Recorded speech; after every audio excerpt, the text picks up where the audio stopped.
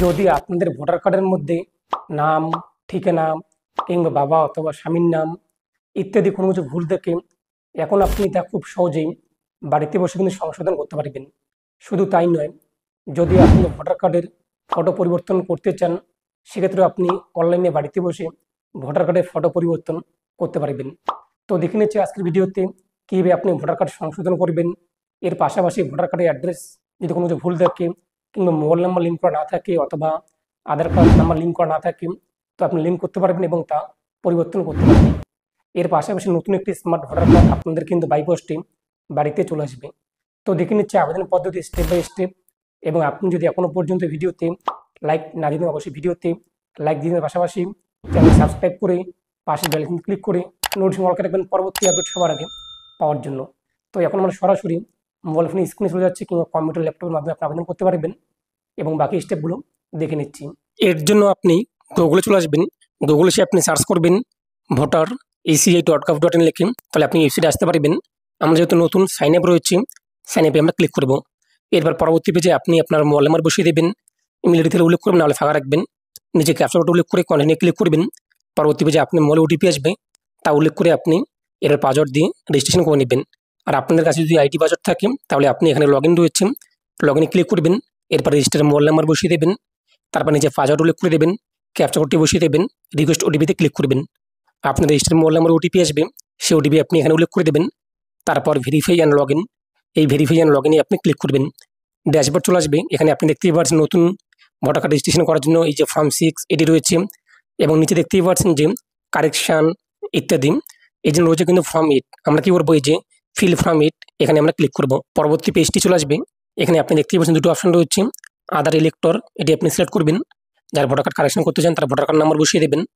তারপর নিচে রয়েছে সাবমিট, এই সাবমিটে আপনি ক্লিক করবেন। তো সাবমিটে ক্লিক করতে আমাদের সামনে কিন্তু বিভিন্ন অপশন চলে আসবে। এখানে আপনাদের ডাটা শো হয়ে যাবে। এরপর নিচে রয়েছে ওকে, ওকেতে আপনি ক্লিক করবেন। দেখতেই পাচ্ছেন যে এখানে বিভিন্ন অপশন, তার মধ্যে আমরা কী করবো, যেহেতু আমরা কারেকশন করবো তাই দ্বিতীয় যে অপশনটি রয়েছে correction of entries in cheating electoral roll, এটি আমরা সিলেক্ট করবো। তারপর ওকে রয়েছে, ওকেতে আমরা ক্লিক করবো।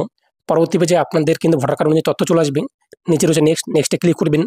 এরপর দেখতেই পাচ্ছেন আপনার আধার কার্ড রয়েছে কিনা। যদি আপনার আধার কার্ড থাকে তাহলে আপনি এই যে আধার নাম্বার রয়েছে এই বক্সে টিক মার্ক দেবেন। তারপর নিচে আপনি আপনার আধার কার্ড নাম্বার বসিয়ে দেবেন, তাহলে আপনাদের কিন্তু আধার কার্ড এখানে লিঙ্ক হয়ে যাবে। এবং আপনার যদি মোবাইল নাম্বার থাকে সেটা আপনি সেলফ যে রয়েছে সেলফে ক্লিক করে আপনি আপনার মোবাইল নাম্বার বসিয়ে দেবেন। যদি আপনি ইমেল আইডি থাকে তো আপনি সেলফে ক্লিক করে আপনি আপনার ইমেল আইডি উল্লেখ করে দেবেন। তারপর নিচে রয়েছে নেক্সট, নেক্সটে আপনি ক্লিক করবেন। এরপর নিচে আপনি দেখতেই পাচ্ছেন কারেকশনের অপশন রয়েছে। তো আপনি কী কী কারেকশন করতে চান, নাম নাকি জেন্ডার নাকি ডেট অফ বার্থ নাকি রিলেশন টাইপ নাকি রিলেটিভ নেম নাকি অ্যাড্রেস নাকি মোবাইল নাম্বার নাকি ফটো, তো আপনি যে সমস্ত ঘর কারেকশন করতে চান সেগুলো আপনি এখান থেকে কিন্তু কারেকশন করতে পারবেন।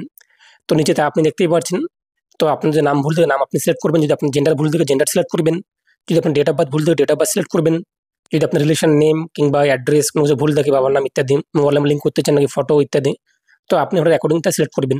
এবং নিচে আপনি দেখতেই পাচ্ছেন ঘর চলে আসবে, যা যা আপনি সিলেক্ট করবেন সেই ভিত্তিতে আপনি নিচে উল্লেখ করে দেবেন। যদি আপনার নাম ভুল থাকে নিচে আপনি সঠিক নাম উল্লেখ করে দেবেন। এরপর তার নিচে বাংলা বানান যে রয়েছে বাংলা বানান উল্লেখ করে দেবেন, সান্নয় পদবি উল্লেখ করে দেবেন। তারপর নিচে আপনি কী করবেন, বাংলা বানানটি উল্লেখ করে দেবেন। তারপর ডেট অফ বার্থ যদি আপনার ভুল থাকে তো সেটা আপনি দিন মাস ইয়ার কী রয়েছে ডকুমেন্টসে তা উল্লেখ করে দেবেন। মোবাইল নাম্বার যেহেতু আমরা লিঙ্ক করবো মোবাইল নাম্বার আপনি বসিয়ে দেবেন। এবং আপনি যদি ফটো চেঞ্জ করতে চান তাহলে আপনি আপনার ফটো এখানে আপলোড করে দেবেন। যদি আপনি অ্যাড্রেস চেঞ্জ করতে চান তো অ্যাড্রেসের অপশন চলে আসবে, তো আপনি আপনার সঠিক অ্যাড্রেস উল্লেখ করে দেবেন। কিংবা আপনি যদি বাবার নাম কিংবা স্বামীর নাম চেঞ্জ করতে চান তো সেটা আপনি রিলেটিভ যে নেম রয়েছে রিলেটিভ নেম সিলেক্ট করবেন, এবং সেই হিসেবে আপনাদের এখানে অপশন চলে আসবে। সঠিক আপনি আপনার রিলেটিভ নেম, বাবার নাম অথবা হাজব্যান্ড নেম অথবা মায়ের নাম যা আপনার ভুল রয়েছে তা আপনি সংশোধন করতে পারবেন। এরপর নিচে আপনাদের ডকুমেন্ট সিলেক্ট করতে হবে। তো দেখতেই পাচ্ছেন নেম প্রুফ হিসেবে আপনি কোন ডকুমেন্টস দিতে চান এখান থেকে আপনি সিলেক্ট করে নেবেন যে ডকুমেন্টসটি আপনার কাছে রয়েছে, এবং চুজফুলি ক্লিক করতে আপনি এখানে আপলোড করে দেবেন। এবং আপনার ডেট অফ বার্থ কারেকশন করতে হয় তো সেটা আপনার ডেট অফ বার্থ প্রুফ হিসেবে কোন ডকুমেন্টস রয়েছে লিস্ট থেকে আপনি সিলেক্ট করে নেবেন এবং সেই ডকুমেন্টসটি আপলোড করে দেবেন। যদি আপনি অ্যাড্রেস চেঞ্জ করতে চান সেটা আপনি অ্যাড্রেস প্রুফ হিসেবে ডকুমেন্টস আপলোড করতে হবে, লিস্ট থেকে সিলেক্ট করে তা আপলোড করে দেবেন। যদি আপনার রিলেটিভ নেম চেঞ্জ করতে হয় সেটা আপনার কোন ডকুমেন্টস রয়েছে তা আপনি এখানে আপলোড করে দেবেন, আপনি আপনার রেকর্ডিং। এরপর আপনি নিচে দেখতেই পাচ্ছেন নেক্সট রয়েছে, এই নেক্সটে আপনি ক্লিক করবেন। নিচে রয়েছে প্লেস ডেট, অটোমেটিক চলে আসবে যেটা আপনি সাবমিট করুন ফর্মটি, তো এখানে আপনি আপনার জায়গার নাম উল্লেখ করে দেবেন। তারপর নেক্সটে আপনি আবারও ক্লিক করবেন। এরপর ক্যাপচা কোডটি দেখতেই পাচ্ছেন যা রয়েছে তা উল্লেখ করে দেবেন। তারপর যে সেন্ড ওটিপি, সেন্ড ওটিপিতে ক্লিক করবেন। আপনি যে মোবাইল নাম্বার এখানে লিঙ্ক করতে চাচ্ছেন সেই মোবাইল নাম্বারে কিন্তু ওটিপি আসবে, যা আপনি উল্লেখ করেছিলেন, তা ওটিপি আপনি উল্লেখ করে দেবেন, এরপর ভেরিফাই করে নেবেন। তারপর হচ্ছে কিন্তু প্রিভিউ অ্যান্ড সাবমিট, এই প্রিভিউ অ্যান্ড সাবমিটে আপনি ক্লিক করবেন। তো আপনার সামনে কিন্তু আবেদনের প্রিভিউ চলে আসবে। আপনি এবার মিলিয়ে নেবেন যে ঠিকঠাক রয়েছে কিনা। যদি আপনি সব ঠিকঠাক থাকে তাহলে আপনি ফাইনাল সাবমিট করে দেবেন। আর যদি মনে হয় কোনো যে ভুল হয়েছে সেটা আপনি কিন্তু ব্যাক গিয়ে এডিট করতে পারবেন। আমাদের যেহেতু ঠিকঠাক রয়েছে আমরা ফাইনাল সাবমিট করে দিচ্ছি। এরপর আপনার সামনে কিন্তু অ্যাকনলেজমেন্ট স্লিপ চলে আসবে। এখান থেকে আপনি আপনার রেফারেন্স নাম্বার পেয়ে যাবেন। অ্যাকনলেজমেন্ট স্লিপ ডাউনলোড করে আপনার কাছে রেখে দেবেন এবং কাস্টমারকে আপনি দিয়ে দেবেন যদি আপনাদের কাছে একটি সাইবার ক্যাফে থাকে। এরপর এখানে আপনি দেখতেই পাচ্ছেন আপনার সামনে এসআর নাম্বার চলে আসছে, এক কথায় রেফারেন্স নাম্বার। এই নাম্বারটিকে কপি করে আপনি নিয়ে নেবেন এবং পরবর্তীতে আপনি স্ট্যাটাস চেক করতে পারবেন। এর জন্য আপনি হোম পেজে চলে আসবেন। হোম পেজে আসার পর আপনি দেখতেই পাচ্ছেন ট্র্যাক অ্যাপ্লিকেশন একটি অপশন রয়েছে। এই ট্র্যাক অ্যাপ্লিকেশনে আপনি ক্লিক করবেন। এরপর আপনি যে রেফারেন্স নাম্বারটি পেলেন সেই নাম্বারটি এখানে উল্লেখ করে দেবেন। তারপর স্টেট সিলেক্ট করবেন। তারপর সেটাকে আপনি সাবমিট করে দেবেন। আপনার সামনে কিন্তু সমস্ত তথ্য চলে আসবে। তারপর নিচে আপনি দেখে নেবেন যে আবেদনের স্ট্যাটাস বর্তমানে কী রয়েছে, সাবমিট নাকি বিএলও ভেরিফাই নাকি আপনাদের কোন কোন পর্যায়ে ভেরিফাই হয়েছে তা চলে আসবে। যখন আপনাদের সমস্ত কিছু অ্যাকসেপ্ট হয়ে যাবে তখন আপনার সামনে কিন্তু এখানে ইপিক নাম্বার জেনারেট চলে আসবে এবং ইপিক নাম্বার চলে আসবে, যা দিয়ে আপনি পরবর্তীতে কিন্তু ভোটার কার্ড ডাউনলোড করতে পারবেন। এর জন্য আপনি আবারও ওয়েবসাইটে চলে আসবেন। ওয়েবসাইটে আসার পর আপনি দেখতেই পাচ্ছেন যে ই ইপিক ডাউনলোড নামে একটা অপশন রয়েছে। এখানে আপনি ক্লিক করবেন।